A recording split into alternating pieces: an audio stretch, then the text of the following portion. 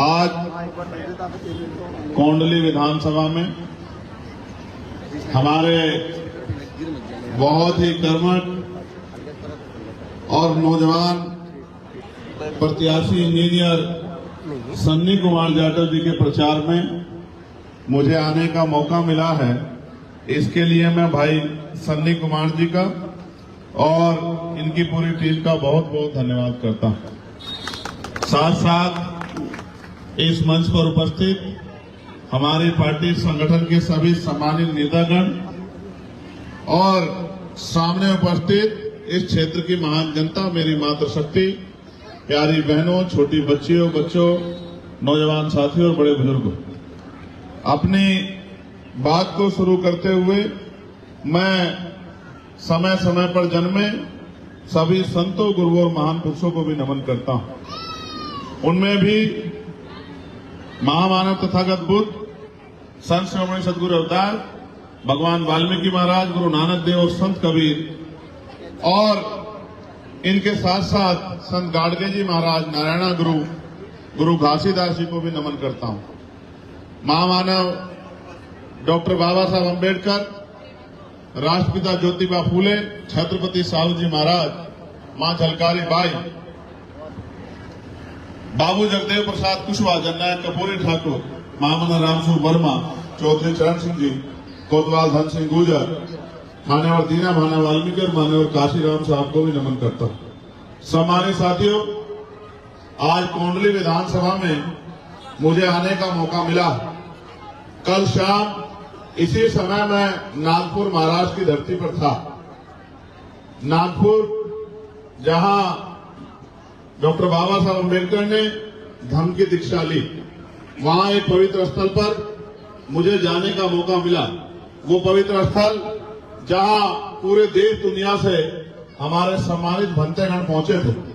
यहां दिल्ली और उत्तर प्रदेश के सम्मानित भंतेगण भी वहां पहुंचे थे। एक बहुत बड़ा जनसमुद्र, लगभग 50,000 लोग, उनमें भी बहुत बड़ी संख्या माओं की, बहनों की, महिलाओं की। रात को 12 बजे तक मैं वहां रुका। फिर उनसे मिलने के बाद वापस नागपुर आया। 3 बज गए, 3:30 बजे सोया, 5 बजे वहां से निकला, फ्लाइट ली, दिल्ली आया। दिल्ली आके सीधा हाउस गया। हाउस में आज राष्ट्रपति जी का अभिभाषण था। उसको खत्म होने के बाद फिर अपने और काम निपटाए और अब आपके बीच में भाई सन्नी जी के प्रचार में मुझे आने का मौका मिला। ये बात मैंने आपको इसलिए बताई कि हम निरंतर कोशिश कर रहे हैं कि महापुरुषों का कारवा आगे बढ़ता रहना चाहिए, चाहे वो धर्म के क्षेत्र में हो, चाहे वो सामाजिक क्षेत्र में हो, चाहे वो आर्थिक क्षेत्र में हो या वो राजनीतिक क्षेत्र में हो।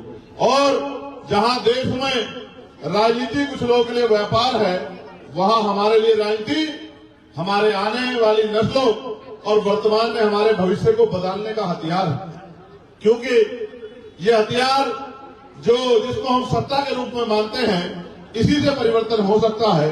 और जब तक हमारे हाथों में शक्ति नहीं होगी, तब तक हम लोग बदलाव नहीं कर सकते हैं। मैं कोंडली में आता हूं, मैं जहां पार्लियामेंट में जाता हूं, उस दिल्ली और उसके आसपास की दिल्ली और यहां जहां आज हम खड़े हैं, जिन रास्तों को मैं आया हूं, ये सड़कें, अटी हुई नालियां, तमाम तरह से कूड़ा कचरा, गंदगी और तमाम तरह की परेशानियां जो सामने दिखाई देती है।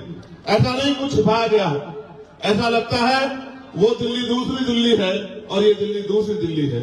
ऐसा लगता है वो अमीरों की दिल्ली है और ये गरीबों की दिल्ली है, जिनके हिस्से में सिर्फ परेशानियां आई हैं। वादे तो इनसे भी वही हुए थे जो लुटियन जोन के लोगों से हुए थे, लेकिन उनके लिए नेता खरे उतरे और इधर के लिए खरे नहीं उतरे। क्योंकि इधर गरीब लोग रहते हैं, इधर किसान परिवारों के लोग रहते हैं, इधर मेहनतकश लोग रहते हैं। इसलिए जहां पैसे वाले लोग रहते हैं, उनका भला हो रहा है और गलती नेताओं की भी नहीं है। क्योंकि आजकल देश में पैसे वालों का बोलबाला है, पैसे वालों की बात आगे बढ़ रही है। सरकारें पैसे वालों के अधीन हैं। पैसे वाले, बिजनेस वाले, उद्योग वाले जो भी कहते हैं, सरकार उनका काम करती है। और गरीब आदमी जब कोई सवाल खड़ा करता है तो उनको लाठी से पीट के उनके ऊपर मुकदमे दर्ज करके उनको जेल भेजने का काम पुलिस के साथियों के द्वारा सरकार के इशारे पे किया जाता है। आज जहां महंगाई कमर तोड़ रही है, आज जहां शिक्षा और चिकित्सा में आदमी की मेहनत का बहुत सारा पैसा जा रहा है, वहीं इस देश में यहाँ ये भी देखने को मिल रहा है कि गरीबों के लिए जीवन और मुश्किल होता जा रहा है। भाई इंजीनियर सन्नी जाटव जो एक पढ़े लिखे नौजवान हैं, उन्होंने इस व्यवस्था को इसलिए चुना क्योंकि बाबा साहब अम्बेडकर ने कहा था कि राजनीति में हिस्सेदारी नहीं करोगे तो सबसे बड़ा दंड ये होगा कि ये लोग आपके ऊपर शासन करेंगे। और बाबा साहब ने ये भी कहा कि political power is the master की, राजनीतिक सत्ता वो चाबी है, political power is the master की, इट इज द मास्टर की विच bye you can open each and every door of your success. राजनीतिक सत्ता वो चाबी है जिसके द्वारा आप अपनी समस्याओं के हल के सारे दरवाजे खोल सकते हैं। यानी कि अगर ये सत्ता आपके हाथ में है, राजनीतिक चाबी आपके हाथ में है, तो आपकी कोई परेशानी आपकी जिंदगी में नहीं होगी। इसलिए भाई इंजीनियर जी ने भी अपने जिंदगी का ये समय महापुरुषों के विचारधारा को आगे बढ़ाने के लिए और महापुरुषों के रुके हुए काम को आगे बढ़ाकर पूरा करने के लिए इस कोंडली विधानसभा में आपकी सेवा करने के लिए लगाया है। जब मैं आया, आपने बहुत सारे फूल मेरे ऊपर बरसाए, यहाँ तक कि मुझे अपना चश्मा भी उतारना पड़ा। कभी ऐसा ना हो कि चश्मा भी छूट के नीचे गिर जाए आपके फूलों के प्रभाव में। लेकिन आप ये बताओ, आपने तो अपना काम किया, लेकिन जब तक हम आपकी दुख तकलीफें दूर नहीं करेंगे तो हमें कैसे सुकून मिलेगा। आपको तो मुझे देख के, क्योंकि मैं आपका परिवार का बेटा हूँ, मैं आपका बच्चा हूँ, आपको तो खुशी हुई होगी, आपके मन में तो ठंड पड़ी होगी, लेकिन मेरे मन में तो अभी ठंड नहीं पड़ी है। क्योंकि जब तक आपकी जिंदगी नहीं बदलेगी तब तक हम लोग चैन से बैठने वाले नहीं हैं। जब तक आपके गरीबी, बेबसी और परेशानियों के आंसू नहीं छूटेंगे तब तक हम लोग चैन से बैठने वाले नहीं हैं। और मैंने आपको कहा कि जहाँ एक तरफ पैसे से सत्ता और सत्ता से पैसा, जहाँ एक तरफ पैसे के आधार पे राजनीति हो रही है, वहाँ मैं और मेरे जैसे बहुत सारे लोग इस देश में महापुरुषों के कारभार को आगे बढ़ाने के लिए जनता के बीच जाकर वोट की शक्ति को अपने हिस्से में लेकर और वोट की शक्ति से ताकत बनाकर आपकी समस्याओं का हल करने की कोशिश कर रहे हैं। हालांकि आप ये भी जानते हैं, 1 साल पहले मैं सड़कों पर लड़ता था, जहां भी देश में किसी भी गरीब, शोषित किसान, मजदूर, महिला बहनों पर अत्याचार होता था, उनकी आवाज उठाने का काम करता था। लेकिन आपके आशीर्वाद से, और मैं धन्यवाद दूंगा हमारे नगीना के लोग भी यहाँ वहां से निकलकर प्रचार में आए हैं, नगीना के लोग का भी मैं धन्यवाद दूंगा कि उनके आशीर्वाद और आपके आशीर्वाद से मुझे लोकसभा में जाने का मौका मिला है। और इस बात से ये बात स्पष्ट हुई कि रानी के पेट से राजा जन्म नहीं लेगा, राजा वो होगा जिसको आप वोट से चुनकर भेजोगे।